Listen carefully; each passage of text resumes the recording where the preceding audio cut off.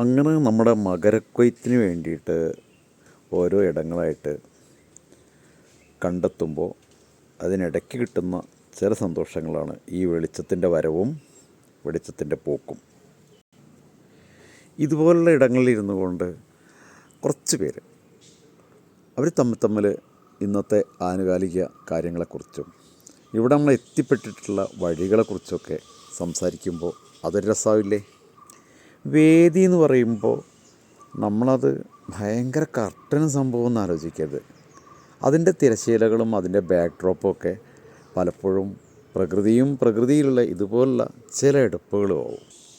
ചിലപ്പോൾ ഇവിടെ ഇരുന്നുകൊണ്ടായിരിക്കും നമ്മൾ ഒരു കാര്യം ചർച്ച ചെയ്യുന്നത്, അല്ലെങ്കിൽ എന്തെങ്കിലുമൊക്കെ പരസ്പരം സംസാരിക്കുന്നു.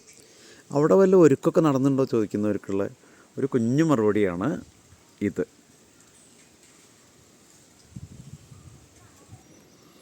ഇപ്പം നമുക്കൊരു യാത്രയെക്കുറിച്ചാണ് പറയാനുള്ളതെങ്കിൽ ഇവിടെ ഇരുന്നും പറയാം.